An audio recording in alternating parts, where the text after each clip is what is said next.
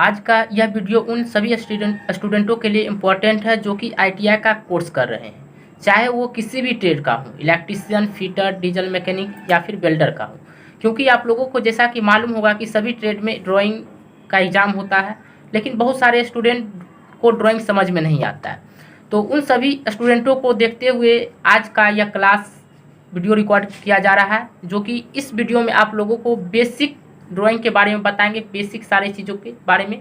उसके बाद आपको धीरे धीरे इसका कंटिन्यूअस आप लोगों को वीडियो प्रोवाइड होते रहेगा और आप लोगों को एग्ज़ाम में जो भी क्वेश्चन आते हैं उसका डिस्कशन धीरे धीरे करते रहेंगे।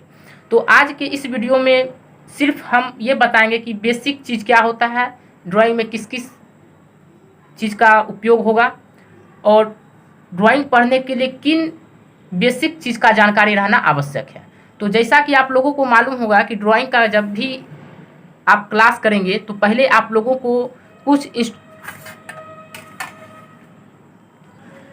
मटेरियल की आवश्यकता पड़ती है। मतलब कि यदि आप लोग ड्राइंग का क्लास करेंगे या फिर ड्राइंग आप लोग आईटीआई का सीखना चाहते हैं, आईटीआई कोर्स का ड्राइंग सीखना चाहते हैं, तो आप इस सामग्री के बिना, इस मटेरियल के बिना जो अभी हम आप लोगों को बताएंगे उसके बिना आप लोग नहीं सीख पाएंगे। तो पहला क्लास में ये आप लोगों को बताएंगे कि ड्राइंग पढ़ने के लिए किस किस सामग्री का ज़रूरी है, उस सामग्री का यूज कहाँ पे करेंगे, किस प्रकार से करेंगे, और ड्राइंग का जो भी हम आगे जो वीडियो प्रोवाइड करेंगे ये बेसिक कॉन्सेप्ट रहना आप लोगों के लिए बहुत ही आवश्यक होगा। तो चलिए आप लोगों को एक एक मटेरियल मतलब कि सामग्री के बारे में बताते हैं कि ड्राइंग में किस किस सामग्री का यूज होगा। जैसा कि मालूम होगा कि सबसे पहले आता है पेंसिल।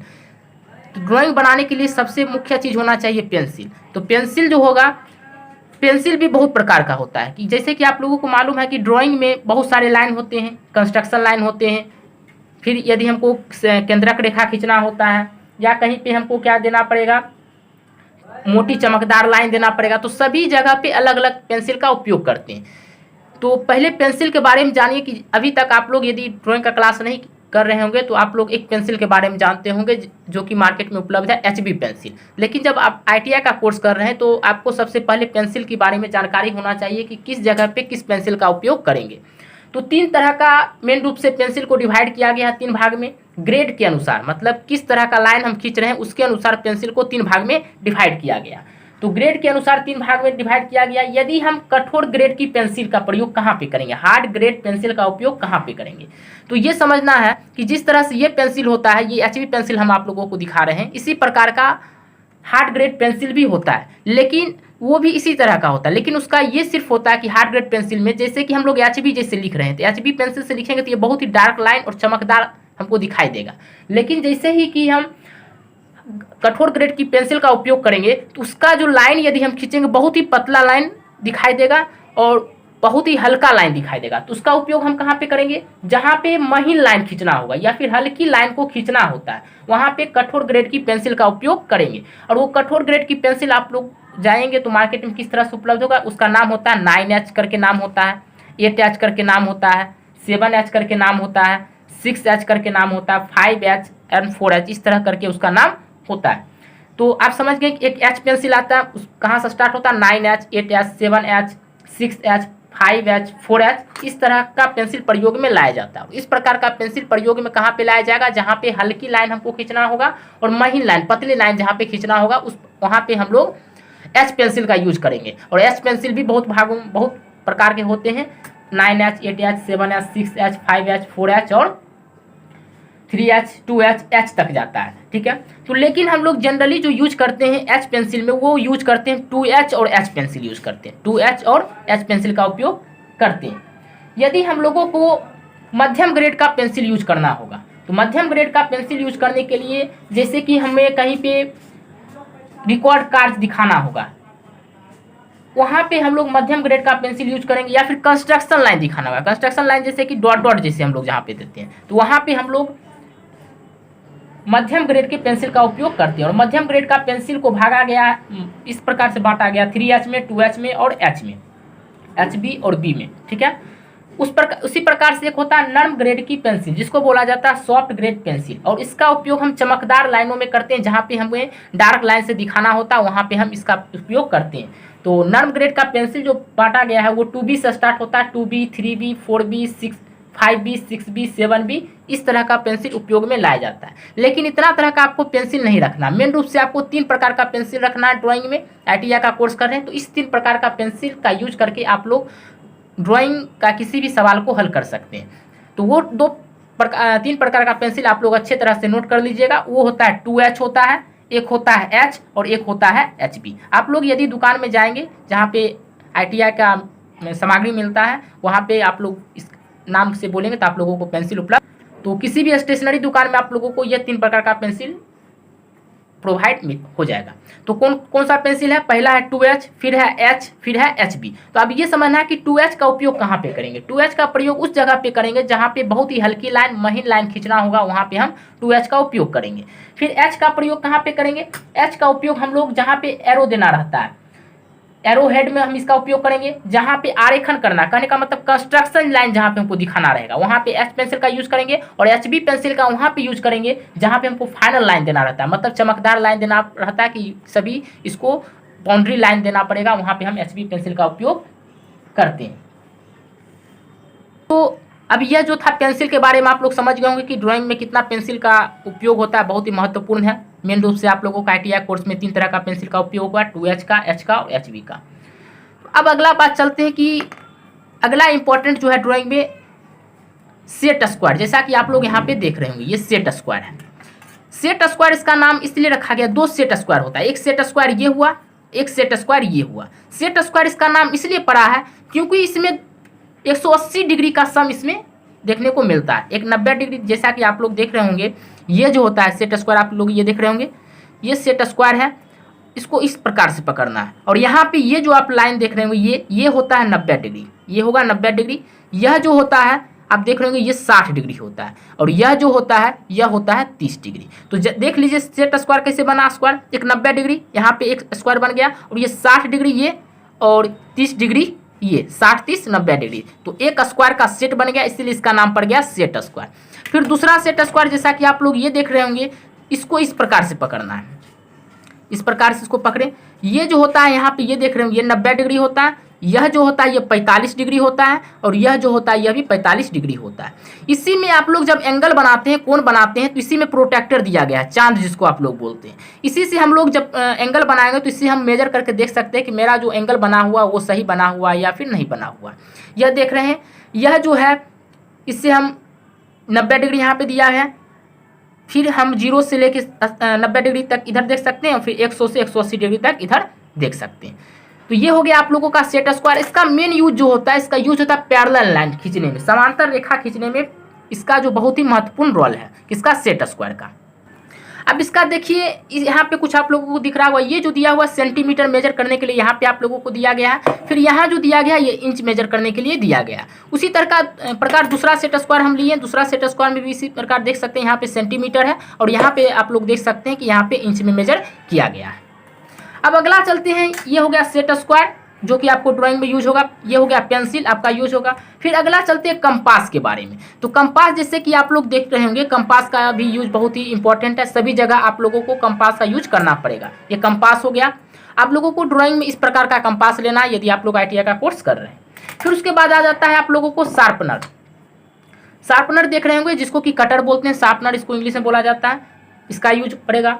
फिर हो गया इरेजर जिसको कि रबर बोलते हैं, इसका यूज पड़ेगा। फिर आप लोग एक स्केल ले लीजिएगा सिंपल सा, जिसका कि हम लोग लेंथ मेजरिंग करने में यूज करेंगे।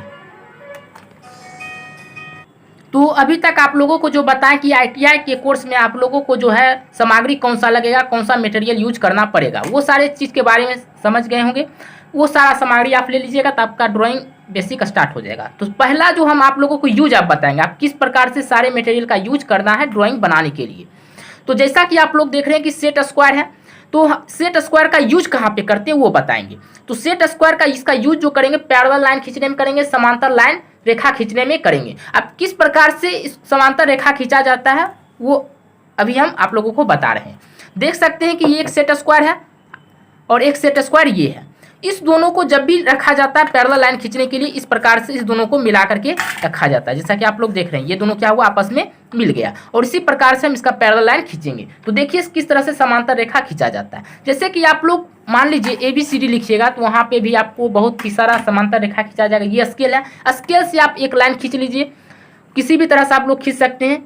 अब इसी लाइन को हमें जो है पैरेलल खींचना है, ये लाइन है, इस लाइन का हमें क्या करना है, पैरेलल खींचना है। तो क्या करना है, ये जो सेट स्क्वायर आप लोग देख रहे होंगे, इसका जो लाइन हम खींचे उसके दोनों मुंह पे इसको मिला देते हैं। देख सकते हैं इस तरह से जो लाइन खींचे थे वो कर दिए। अब इसी लाइन का बहुत सारा लाइन हमें क्या करना है, पैरेलल खींचना है। यदि आप लोग इसका यूज नहीं करेंगे तो आप लोगों का जो पैरेलल लाइन खिंचाएगा वो बहुत अच्छे तरीके से नहीं खिंचाएगा, हो सकता है आपका गलत भी बन जाए। यदि आप लोग इस मेथड से सेट स्क्वायर का यूज करके पैरेलल लाइन खींचते हैं तो आप लोगों का कभी भी पैरेलल लाइन गलत नहीं होगा, समांतर रेखा कभी भी गलत नहीं होगा।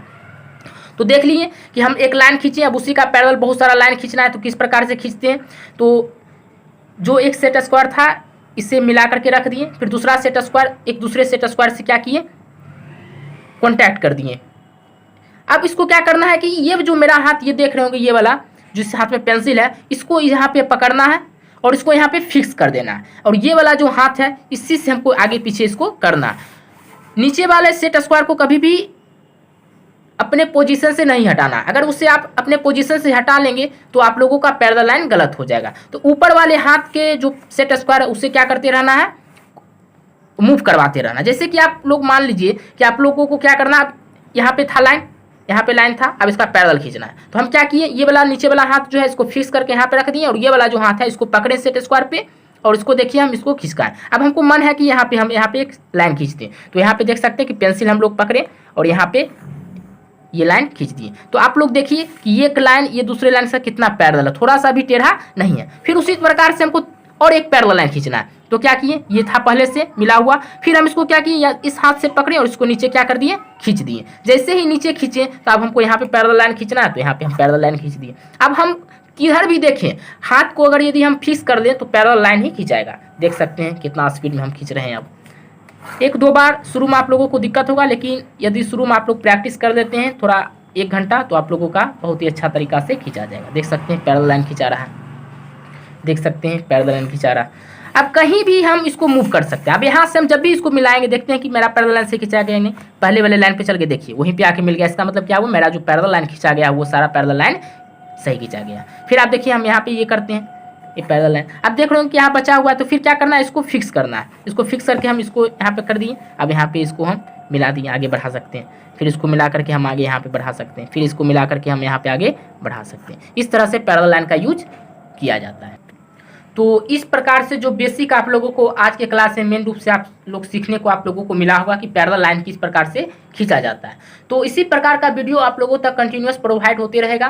तो अभी जैसा कि आप लोग देख रहे होंगे कि यहाँ पे क्वेश्चन पेपर रखा हुआ है। ये क्वेश्चन पेपर ओरिजिनल जो है ITI के एग्जाम में जो पूछा जाता है वो क्वेश्चन पेपर है इलेक्ट्रीशियन फिटर डीजल मैकेनिक का। तो जैसा कि आप लोग देख रहे होंगे यहाँ पे वर्ड्स ऑफ कैलकुलेशन साइंस है, जो कि सभी ट्रेड के लिए पूछा जाता है। ITI का कोई भी ट्रेड है सभी वर्ड्स ऑफ कैलकुलेशन होता है। तो ये सारे पेपर का डिस्कशन भी हम आप लोगों के साथ करेंगे, क्योंकि आप लोगों को मालूम होगा यदि आप लोग प्रीवियस ईयर पिछले साल का क्वेश्चन यदि ITI का 4-5 साल का यदि आप लोग याद कर लेते हैं तो फिर आप लोगों को अच्छे नंबर से आप लोग पास हो जाएंगे। तो सारे 4-5 साल का हम लोग इस वीडियो के माध्यम से आप लोगों तक पहुंचाते रहेंगे डिस्कशन करके। और देख सकते हैं फिर उसी प्रकार से ये टर्नर का है, थ्योरी का एम्प्लॉयबिलिटी स्किल है, थ्योरी भी है और एम्प्लॉयबिलिटी स्किल है। फिर देख रहे होंगे वर्ड्स ऑफ कैलकुलेशन ही है ये भी। उसके बाद देख रहे होंगे ये है ड्राफ्टमैन का, मैकेनिकल फिटर का है, और यह जो दिया गया है वर्ड्स ऑफ कैलकुलेशन का है, वर्ड्स ऑफ कैलकुलेशन है इसमें। और यह थ्योरी जो है फिटर का है, फिटर का ये सारा क्वेश्चन आप लोगों को डिस्कशन करेंगे। ये सेमेस्टर इलेक्ट्रीशियन का थ्योरी, इलेक्ट्रीशियन का ही थ्योरी है, ये भी 4th सेमेस्टर का है। सेमेस्टर 2nd का थ्योरी इलेक्ट्रीशियन है, जो कि प्रीवियस ईयर का क्वेश्चन है। ये सारे क्वेश्चन आप लोगों को डिस्कशन करेंगे, और ये सारा क्वेश्चन आप लोगों के एग्जाम में बहुत ही इंपॉर्टेंट है। तो इसी प्रकार का वीडियो देखते रहने के लिए यदि आप लोगों ने चैनल को सब्सक्राइब नहीं किया तो चैनल को सब्सक्राइब कर लें, ताकि आप लोगों तक ये सारी वीडियो प्रोवाइड होते रहे। और इसी प्रकार का आप जैसा कि आप लोगों ने आज देखा कि ड्राइंग का पहला वीडियो अपलोड किए हैं, और आगे कंटिन्यूअस आप लोगों को ड्राइंग का मिलता रहेगा, ताकि आप लोगों को एग्जाम में किसी प्रकार का दिक्कत ना हो। और यदि आप लोगों को किसी प्रकार का क्वेश्चन प्रॉब्लम है तो आप लोग कमेंट करके बता सकते हैं कि आप लोग किस स्टेज में हैं और किस प्रकार का वीडियो आप लोग को प्रोवाइड करवाना चाहिए।